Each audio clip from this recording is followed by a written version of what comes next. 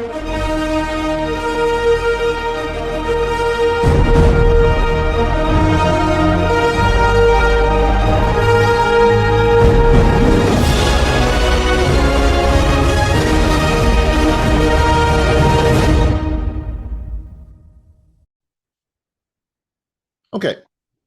Antifa is short for anti-fascist.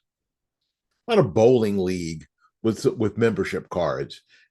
That's the trick. By pointing out there's no national office or corporate structure, the defenders try to wave it away like it doesn't exist, because it doesn't really need a headquarters. It really doesn't.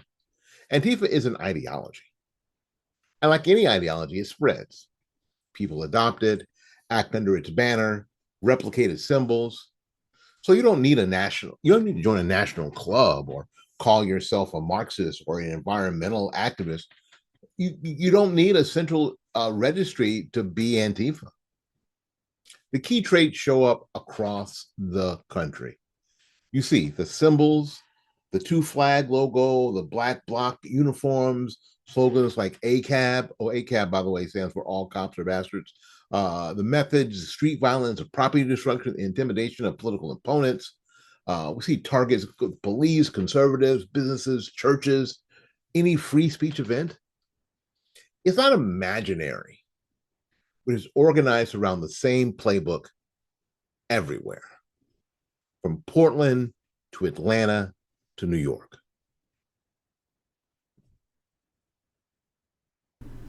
Billy Graham famously said he believed the next move of God would be believers making a difference in the marketplace. In the fall of 2019, Anton Kresik moved to Washington, D.C. And as Anton began his career in the political arena, two things became obvious. Godly principles were lacking on both sides of the aisle, and many organizations were putting profits before people. 7 Weeks Coffee was started to reverse this trend and live out Graham's calling as believers in the marketplace. As a values-based business, 7 Weeks Coffee has a simple and transparent mission. Donate 10%, a tithe, of every sale to pregnancy care centers across the nation. They are committed to earning your trust, not expecting it. So how do they do this? Leading with their values, showing the impact and providing the highest quality product. I am a Christian. I'm conservative. And 7 Weeks Coffee unapologetically supports pregnancy care centers across the nation. Please join us by letting your coffee serve a greater purpose.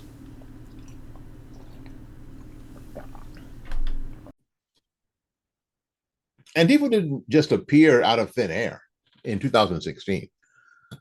Its roots trace back to Europe in the 1920s and the 1930s.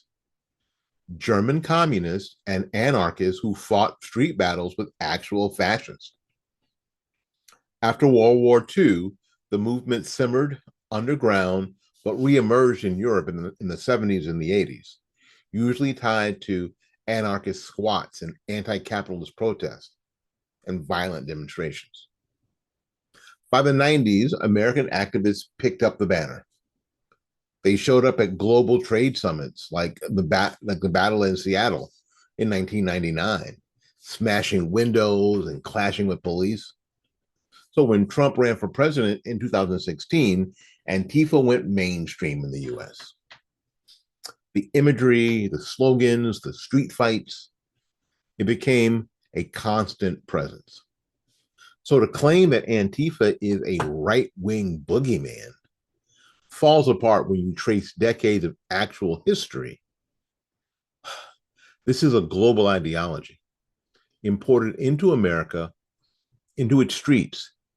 I didn't need a central committee to thrive. Okay, we're going to talk about the ideology and the tactics here. Antifa isn't just anti-fascist. That's the cover. Everyone is anti-fascism. Everybody is. That's not controversial. The real core of Antifa is revolutionary anarchism. and Marxism. Their writings, chants, and actions point to one goal: the destruction of capitalism, the delegitimization of the state, and the silencing of any opposition they brand fascist. Now, here's the deal. They define fascism so broadly that anyone who supports secure borders, traditional values, law enforcement, or even free markets gets thrown in the bucket. You disagree with them, you're fascist. And therefore, they believe violence against you is justified. This isn't debate club. This is just a justification for street level terrorism. Here are some of their tactics, and you've seen this, and they are remarkably consistent. The black bloc, dress in all black, cover your face, move as a mob to commit violence while avoiding identification. That's why a lot of these people you see on these videos are chicks. Property destruction, smashing windows, burning cars, spray painting churches, vandalizing police stations. And also the direct attacks that include fire bombs, fireworks, pepper spray, hitting people with bite locks, Molotov cocktails, and blunt force weapons. The constant harassment, targeting journalists and harassing political opponents at their homes and doxing private citizens. Coordination, using encrypted messaging apps like WhatsApp, social media, and sympathetic media coverage to rally quickly. So if you've seen footage from Portland, Seattle, Minneapolis, New York, or DC during peak unrest, you've seen Antifa in action. These are not some random one-offs. These are coordinated flashpoints with repeat offenders. Thanks for watching the broadcast today. I'm going to ask you to do one more thing for me. I'm going to ask you to join our Fight Back Media 4,000 Hours Viewed Club here on YouTube. 5 minutes a day of the Morning Report or any of the other Fight Back Media products. Morning Report is the best one and the easiest one. Whether you're watching shorts, whether you're watching long form videos, watch them for 5 minutes and share them with your friends and neighbors and your enemies. That'd be kind of fun. Again, or if you're not on YouTube, you can go to fightbackmedia.com, and watch from there. Thank you ever so much. Until we see you again, go out there and learn something, love somebody, and for goodness sakes, y'all take care of yourself. We will see you when we see you. Bye-bye now. Now, just like always, you got to follow money. No, Antifa doesn't sell memberships, but resources do flow. Bail funds, legal defense networks, and nonprofit fronts made to make sure that repeat offenders hit the street again and again. Politicians wink and nod at them. District attorneys in blue cities just look the other way. Meanwhile, the media does its part by downplaying the violence. Remember that whole CNN banner? Fiery but mostly peaceful protest. Remember that? Now, behind the dude, there's flames. The car lot on fire. But the press corps decided Antifa couldn't be real because it didn't fit their preferred narrative. The result? Ordinary Americans are left unprotected. Antifa thrives under the cover of denial. So here's the bottom line.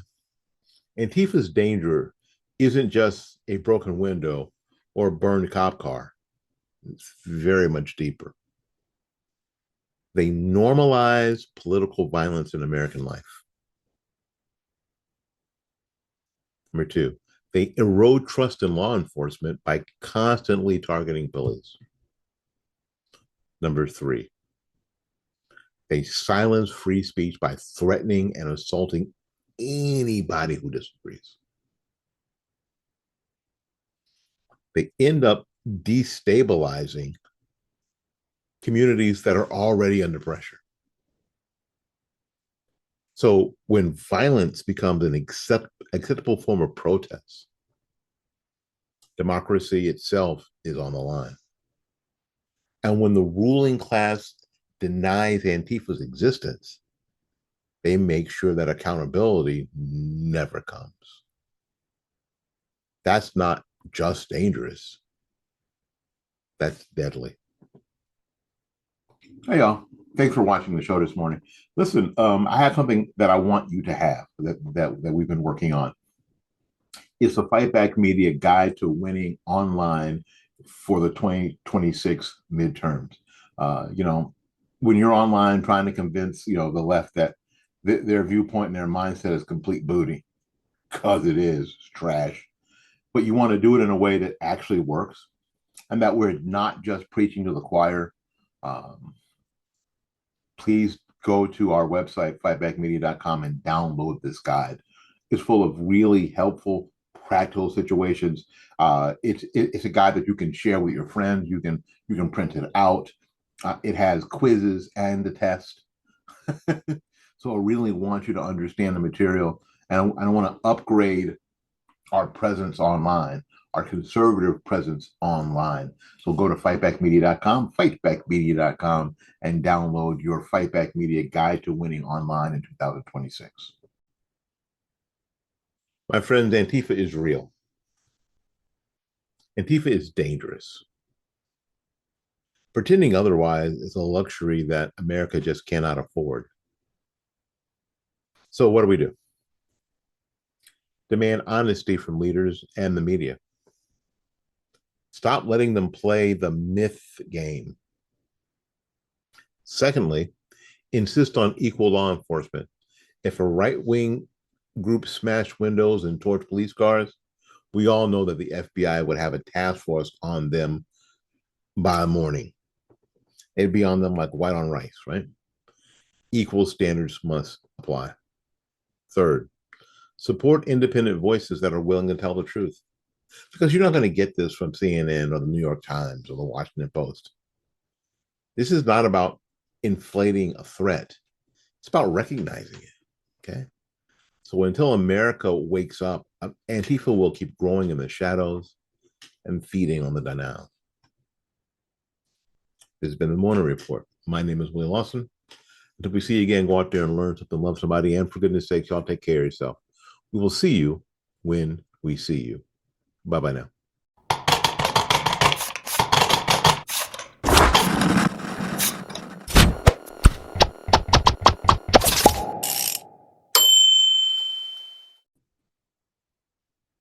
Well, good morning and welcome to the Morning Report. My name is Willie Lawson. Today we're going to tackle a subject that the media and the political left and a good chunk of academia keep trying to gaslight the public about. They tell you with a straight face that Antifa isn't real. They call it a myth, or at best, some scattered young people with black hoodies and spray paint. But if you've been paying attention to the last decade, you already know better. Antifa is real. And Antifa is really dangerous. And pretending otherwise is just dishonest and reckless. Today, we'll lay it out. The history, the ideology, the tactics, the money trail, the political gaslighting, and what was the very real danger to American communities, law enforcement, and free speech.